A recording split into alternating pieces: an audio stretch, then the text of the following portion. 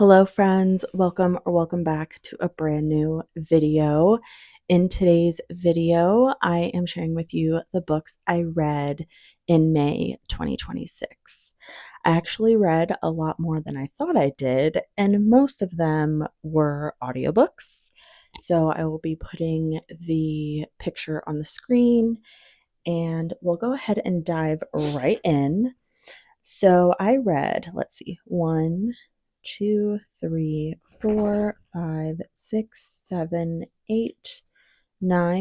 books in May. I didn't realize I read that much. That's insane. And then I started another one. I am looking at my laptop because I need something to reference. So the first book I read was an audiobook. It was The Ghost of Christmas Secrets, and that is part of the Haunting Danielle series. It's number 19 in the series. I gave it 3.75 stars, and I finished that one on May 1st. This one was good, a nice addition to keep this story moving along. I read this one in May instead of Christmas time, and I didn't really get the atmosphere of Christmas. More mentions of Christmas activities, cookies, or the day mentioned. I feel this one can be read anytime because of that reason. I tried not to talk about specifically what happens in the book because a lot of it is spoilery, and I gave this one 3.75 stars. I'm actually going to be taking a break from this series because I think I have circled back to another Christmas one or a Halloween one. And so I kind of want to wait for that season to come around in my time so I can connect with the story a little bit better. And then I read Murder on Harley Street. This is a Cleopatra Fox mystery, number 11. And I think there is a new one in the series coming out in June as I'm recording this. So I'm very excited for that. And I finished this one on May 5th. I gave it 3.75 stars. I did not leave a review, so I will tell you a little bit of what it's about. When a patient is electrocuted by a medical therapy device, the manufacturer proves it was tampered with. Who killed her, and what grudge did they hold against her doctor, whose reputation now lies in tatters? So that was really good. I love the romance in this series because it took a while to get there. So I just listened to it really for the character development. The same day, May 5th, I read If We Were Gone, Imagining the World Without People by John Coy. This is a children's book. And I read it, or I viewed it on my Libby app, and I love the illustration. I love the messaging. I thought it was really, really great, and I gave it 5 stars. I'm counting that as a book because I did read it. Okay, next up we have another in the Haunting Danielle series, The Ghost Who Was, oh my goodness, I can't read.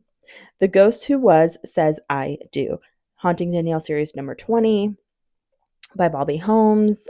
I gave this one 4 stars and I finished it on May 9th. This one was enjoyable. However, I did not enjoy the miscommunication tropes. Oh my gosh, that drove me nuts.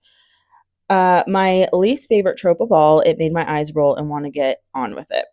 Also, the new neighbor is horrible. Oh my god, she's literally the worst.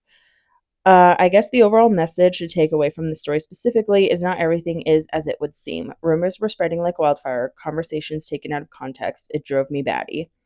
What makes me give this 4 stars is Danielle is sticking up for her and Walt, putting people in their place, and the romance and character progression. It's an easy listen on audiobook. I would listen to this one at the gym, and it was very easy to follow along with, but oh my gosh. I was so invested in the story, but the miscommunication trope, my least favorite trope. I hate it with a passion. Okay, moving on. I don't have this book physically because I borrowed it, but this is The Wisteria Society of Lady Scoundrels. This is the first book in the Dangerous Damsel series, and I gave this one 4 stars. I finished it on May 10th.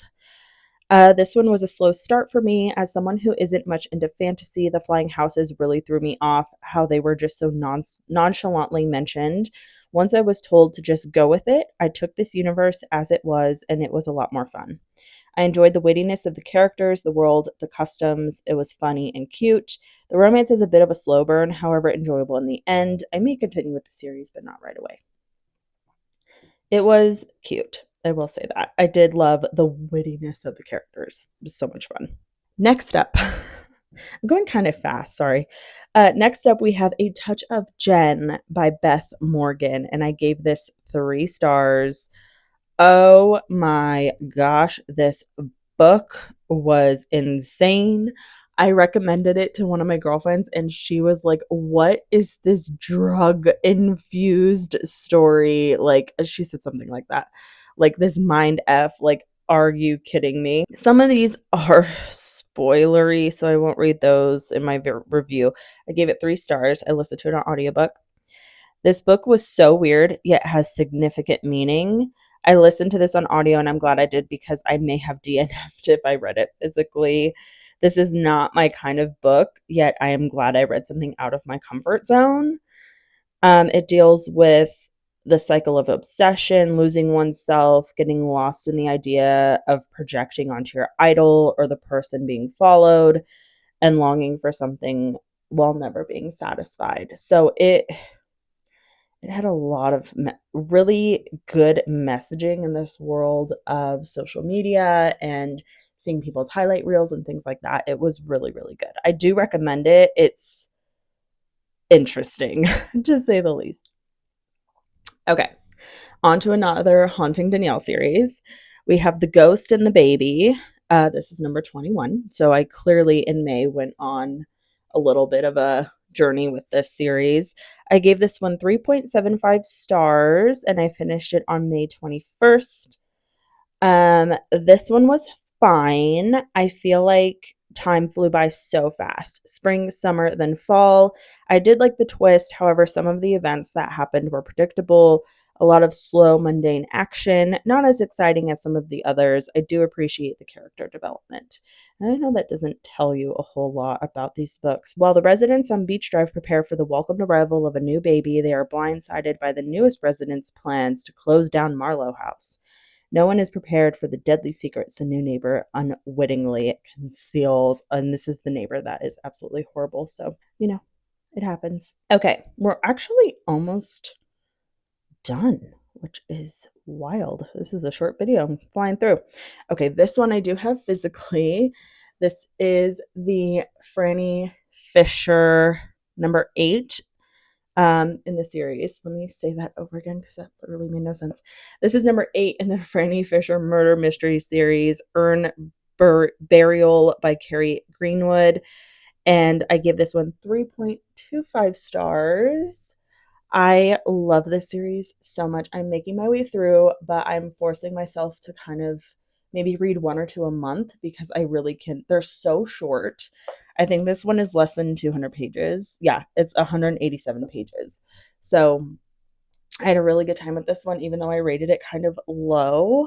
I said this one was fine, one of my least favorite in the series so far. Franny stays at Cave House with a mix of different characters who are complex and keep their secrets close until someone from the past shows up and things in the house start to go awry. I wasn't super invested in the side characters' stories, secrets, and drama. The book mostly centers around them and a maid that goes missing. There's a lot of side mysteries that all get resolved in the end. It was a lot to keep track of. And there is no episode for this one, and I can understand why. It's a very complex story with a lot of characters. They would have a lot to figure out on top of how they did the show because the show is a bit different than the book. They took some creative liberties with the plots, the characters, and things like that. So in this one, we still have Franny's romantic interest, Lin. I think that's his name. And yeah, Lin Chung. So he's still in it, whereas the show takes a different path with their relationship, if you can call it that. So yeah, it was more focused on the side characters and also like a little bit of their romance, I guess, but it just didn't capture my attention like the other ones did. So, but I still had a great time. It was a very short read. Okay, the last book I read in May, we're already here and we're at 10 minutes, is The Heiress. And I listened to this on audiobook and it was so good. I gave it 4.5 stars. So if you haven't followed along, or I guess I don't really put my ratings how I rate them, but 5 stars for me is like top tier. I will keep this book. I want it physically in my library shelf. I will reread it again and again and again, like hands down. If I give something like 4.5 or 4.7, that means I don't need to own it, but I really had a great time. And then kind of 3, 2, 1 are kind of self explanatory. Like 3 is mediocre, 2 is blah, and then 1 was horrible.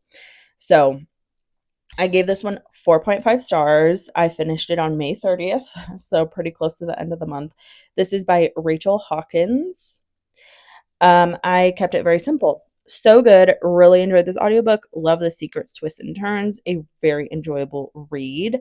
This is one of those audiobooks where I just did not want to put it down. I would listen to it on my walks. I would listen to it at the gym. I would listen to it while I was working. It was so good. It was so good. It really captured my attention.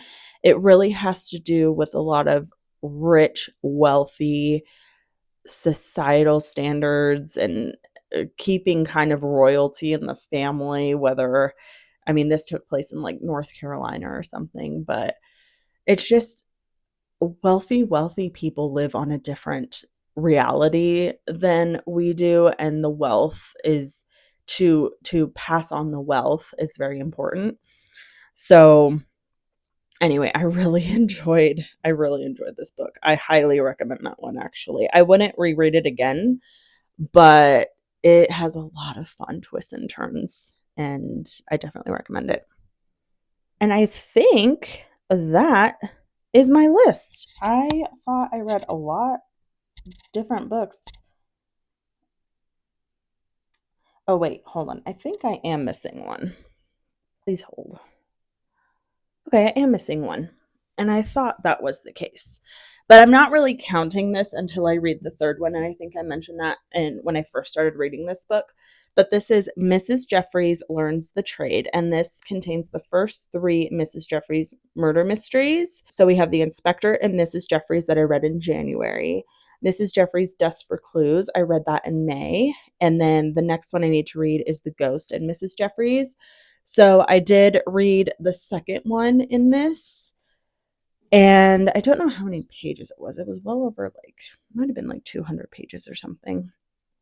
But it was pretty good. I'll talk more in depth about how I feel about this series because I did buy almost not all of them, but I bought the ones that contain 3 books in one.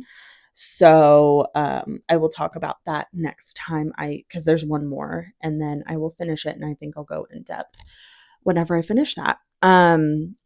Maybe I'll do a June TBR. I'm not sure, but anyway, those are the books I read in May.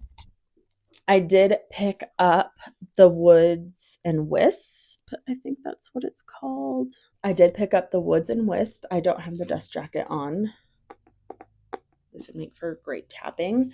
And I am more than halfway through, and I am really enjoying it. It's very cute. It's about this little rabbit who finds herself on an adventure, and we are going to see what happens. And there are some like super cute illustrations in here by the author.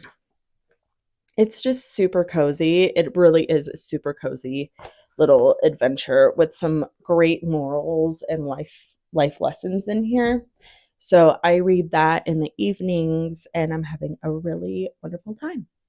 So that is my May wrap up, my May reading wrap up. I am excited for the books for June. There are a couple books I want to buy that I am delayed on getting. The newest one is Abby Jimenez, her book that is the second in her newest series. And then I saw Ashley Poston is coming out with a new book, and I absolutely love her. She's one of my favorite authors. So I definitely need to get that book. And yeah. So anyway, thank you for joining, and I will see you in my next video.